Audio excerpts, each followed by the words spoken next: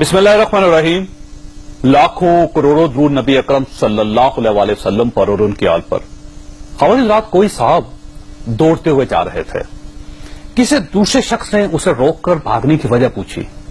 वो साहब रुके, लंबे लंबे सांस लिए और जवाब दिया, पिछली गली में वालिद साहब को जूते पड़ रहे हैं। मैं एक बाइज्जत आदमी हूं, मैं इज्जत बचाकर भाग रहा हूं। हम मिन हैसुल कौम उस साहब जैसे बाइज्जत लोग हैं।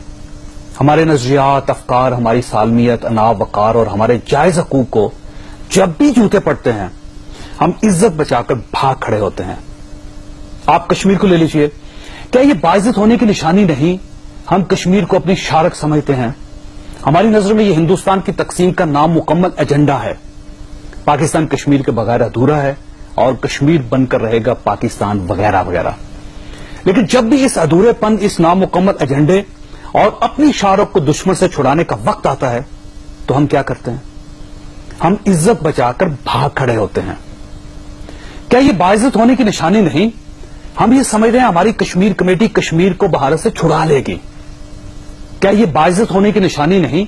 हम ये मानने के लिए तैयार ही नहीं है कि अगर लूली लंगड़ी कश्मीर कमेटियों से कश्मीर मिला करते तो कश्मीर उसी दिन आजाद हो गया होता जिस दिन हमने कश्मीर कमेटी बनाई थी। हम कश्मीर को अपना कोर इशू भी कहते हैं। लेकिन आप किसी दिन कश्मीर कमेटी का डाटा निकाल कर देख लीजिए, इस कमेटी का 5-5 साल तक इजलास ही नहीं होता। हमें अपने सफारतखानों से कश्मीर डेस्क और कश्मीर पर लिटरेचर खत्म किए 25 साल हो चुके हैं।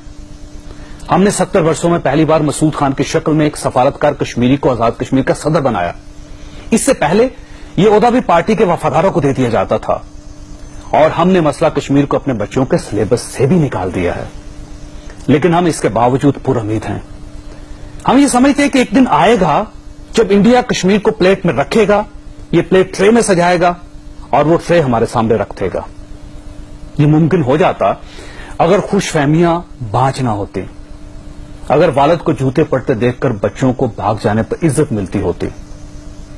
हम भूल चुके हैं छीने गए खित्ते नारों से, तकरीरों से और खुशफहमियों के ढोल पीटने से वापस नहीं मिला करते, लड़ना पड़ता है। और हमारी कौम बदकिस्मती से लड़ने के लिए तैयार नहीं है। खवातीन, क्या हम मसला कश्मीर पर क्लियर हैं? अगर नहीं तो फिर ये क्लैरिटी आएगी कैसे?